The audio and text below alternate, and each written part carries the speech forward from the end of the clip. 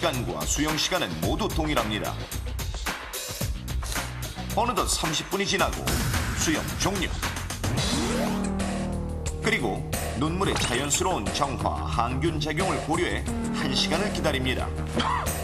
정확히 1시간 후 컨택트 렌즈를 착용한 실험맨의 렌즈를 제거한 후 안구에 점액질을 채취하고 렌즈를 착용하지 않은 실험맨은 그 상태로 점액질을 채취합니다. 그리고 두 개의 면봉에 묻어있는 세균을 배양해보니 컨택트 렌즈를 끼지 않고 수행했던 실험맨의 면봉에서 세균이 발견되지 않았으나 컨택트 렌즈를 착용한 실험맨의 면봉에서는 다량의 녹농균이 검출되었습니다. 녹농균은 각막에 침투하면 각막염은 물론 심하면 각막 궤양으로 이어질 수 있습니다. 녹농균은 수영장 가장자리에서 기생하다가 사람의 손에 붙어 눈으로 침투할 수 있고 아칸트 아메바는 수영장 물뿐만 아니라 수돗물에도 기생하기 때문에 수돗물로 렌즈를 씻는 것은 세균에게 각막에 침투할 기회를 제공하는 것과 같습니다. 또한 렌즈를 착용하고 수영을 한 후 가장 위험한 습관은 렌즈를 빼지 않고 잠을 자는 것. 에너지 소모가 많은 수영을 한 후 피곤해 렌즈를 빼지 않고 잠드는 경우가 많은데 눈꺼풀이 오랫동안 렌즈를 덮고 있으면 렌즈가 안구의 수분을 흡수하면서 각막이 건조하게 됩니다. 각막이 건조해지면 상처가 나기 쉬운데 이때 수영장에서 렌즈에 흡착된 수많은 박테리아와 미생물이 그대로 각막의 상처로 침투해 눈 건강을 위협하는 것입니다. 그렇다면 수영장에서 착용한 렌즈를 빼지 않고 자면 어떻게 될까요? 그 상황을 가정해 실험해 보겠습니다. 사람의 안구와 비슷한 삶은 계란의 표면에 렌즈를 붙이고 수영하는 상황을 가정해 30분간 수영장 물에 담가 놓습니다. 그리고 눈꺼풀이 눈을 덮는 상황을 가정해 렌즈가 붙어 있는 부분에만 랩을 씌웁니다. 마지막으로 사람의 체온과 비슷한 온도를 유지한 후 결과를 관찰해 보겠습니다.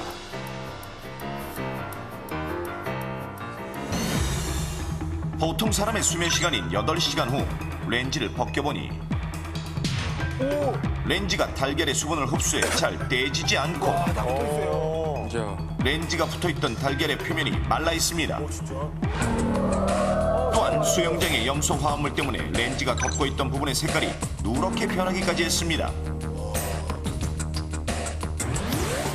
색깔이 변한 달걀의 표면을 떼어 세균을 배양해보니 눈에 치명적인 바실러스균이 검출됐는데 실제 눈이었다면 각막염은 물론 시력 저하, 각막 혼탁 등 위기 상황에 이를 뻔한 아찔한 결과입니다. 실제로 수영장에서 렌즈를 착용한 40대 주부가 오른쪽 눈에 심한 이물감과 충혈 그리고 통증이 수반되어 병원을 찾았는데 눈에 세균이 침투하여 세균성 각막궤양으로 시력이 현저하게 저하됐고 또한 수영장에 다녀온 후 렌즈를 빼지 않고 잠든 19세 여학생도 눈물이 쏟아지고 머리가 아파 검사해보니 각막 생피가 파괴되어 지속적인 치료를 요하는 상황에 이르렀습니다.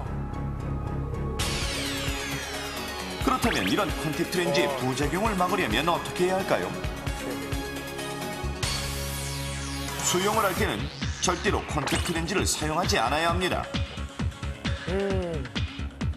컨택트 렌즈 대신 자신의 시력과 얼굴 크기에 맞는 물안경을 사용하고 만약 컨택트 렌즈를 사용했을 경우에는 손을 깨끗이 씻고 전용 세척액으로 렌즈를 세척해야 합니다.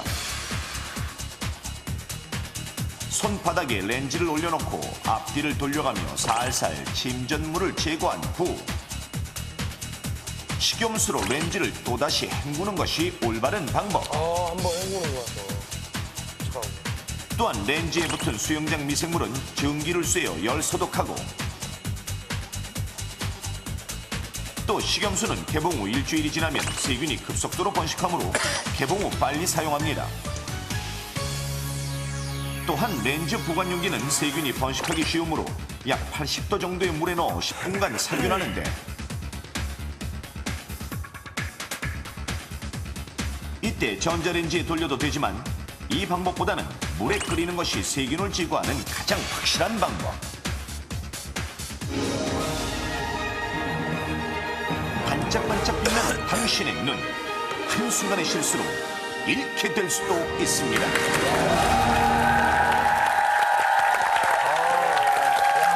야, 정말 콘택트 렌즈 아주 세심한 주의를 기울여서 사용을 해야 되겠습니다. 특히 그 수영장 가실 때는 제 생각에는 렌즈는 빼고 가시는 게 나을 것 같아요. 맞아요. 예. 다시 한번 말씀드리지만 여러분의 외모를 빛나게 해주는 정말 눈이 반짝반짝 아름답게 보이게 해주기 위해서 소프트 렌즈를 착용하는 것 좋습니다. 하지만 여러분에게는 건강이 우선이고요.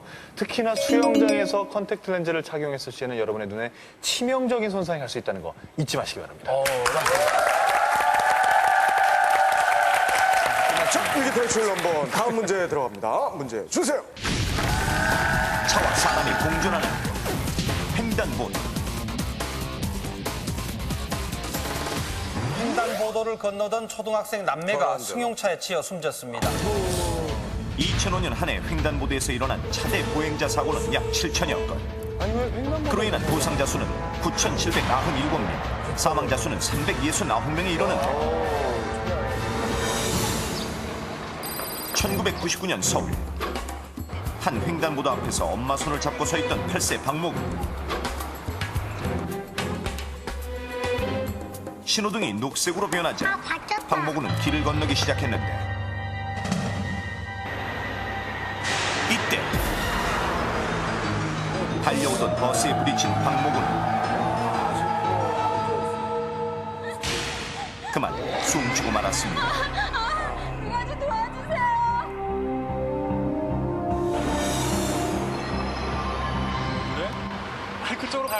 2001년 대구에서는 횡단보도 앞에서 휴대전화로 통화를 하던 32세 최모 씨가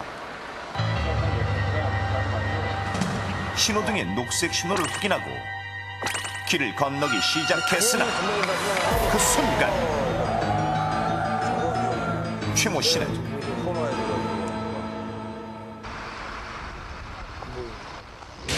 달려오던 승용차에 부딪혀 사망했다.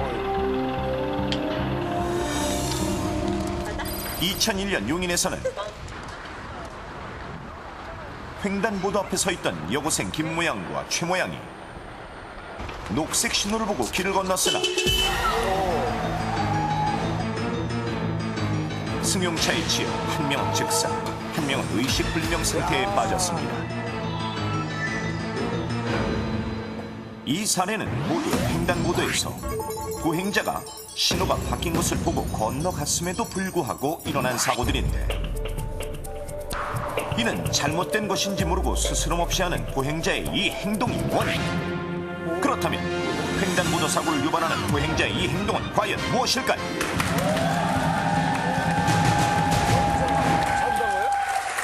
아니, 지금 파란불 켜져서 그냥 건넜는데? 문제 잘못된 거 아닌가요? 파란불 때문에 가야죠. 짐작을 할 수가 없네. 녹색불에 건넜는데 뭘 잘못했다는 거죠? 뭐가 있어요? 예, 있긴 있는데 답인 것 같기도 해요. 요즘 좋아, 성적이. 예. 가서 답인 것 같은데 이거? 예. 그 횡단보도를 보시면요, 여러분들이 앞만 보고 가시기 때문에.